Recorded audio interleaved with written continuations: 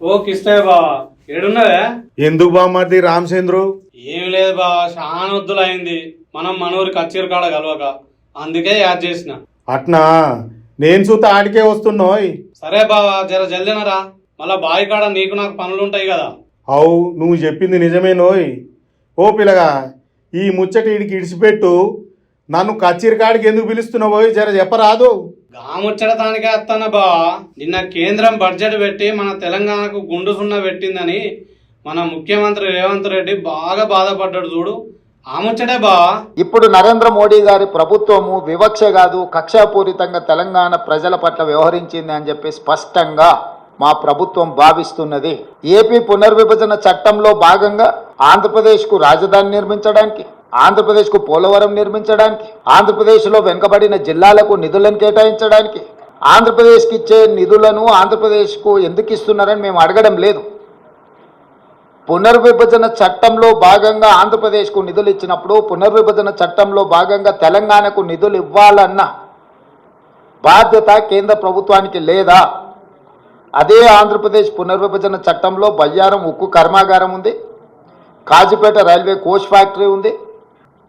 ఈరోజు రైతులను ఆదుకోవడానికి ఒక ప్రత్యేక కార్యాచరణ ఏది తెలంగాణ రాష్ట్రానికి ఇవ్వలేదు. ఎడ్యుకేషన్ పట్ల కానీ, ఇరిగేషన్ పట్ల కానీ, హెల్త్ పట్ల కానీ, ఎంప్లాయ్మెంట్ పట్ల కానీ ఏ ఒక్క అంశంలో కూడా కేంద్ర ప్రభుత్వము తెలంగాణ యొక్క అభివృద్ధి కోసము ఆలోచన చెయ్యలేదు. ఈరోజు సబ్కా సాత్ సబ్కా వికాస్ అనేదైతే ఉందో ఈ స్లోగన్ బోగస్ అని చెప్పి బీజేపీ నిరూపించింది. ఏముంది దాంట్లో ఈ చిత్రం బామ్మర్ది? ఏంది బావా, నీకు ఏమి దిమాకులకు ఎక్కిందో చెప్పు, నాకైతే ఓ మానాన ఉంటబడతలేదు. జర పురాగా సమాచారం చెప్పు. ఏముంది పిల్లగా, వడ్డించేటోడు మనోడు అనుకో.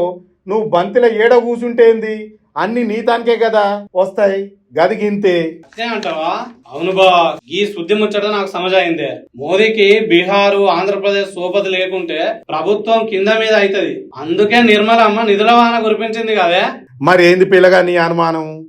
చెప్పుతా ఇనుబా. రేవంత్ సారు 3 మట్ల పిఎంను 18 సార్ల కేంద్ర మంత్రులను కలిసి బాధలు చెప్పుకుంటే ఓ 10 ఓ 2 పనులైనా చేయొచ్చుగా బా, గదేనా రంది బా.